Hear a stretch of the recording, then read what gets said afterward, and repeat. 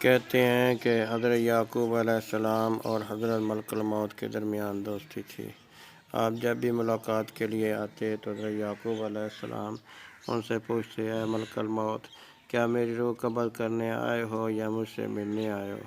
تو وہ ہر دفعہ کہتے کہ میں ملنے آیا ہوں۔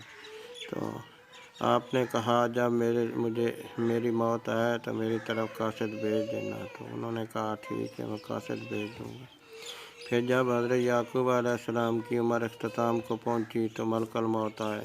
آپ نے پوچھا، ملنے آئے ہو یا روح قبض کرنے آئے ہو؟ تو فرمایا، روح قبض کرنے آیا ہوں۔ آپ نے فرمایا کہ اے حضرت ملک الموت، تمہارا اور میرے درمیان یہ اقرار تھا کہ آپ میری طرف قاصد بھیجیں گے۔ انہوں نے کہا، حضرت، میں نے آپ کی طرف قاصد بھیجے تھے لیکن آپ سمجھ نہیں پائے۔ دیکھیں، آپ کے سیاہ بالوں کے بعد سفید بال آ گئے ہیں، بدن کی قوت کمزور ہو چکی ہے، کمر آپ کی خم ہو چکی ہے۔ انسان کی طرح میرے یہی قاصد ہیں۔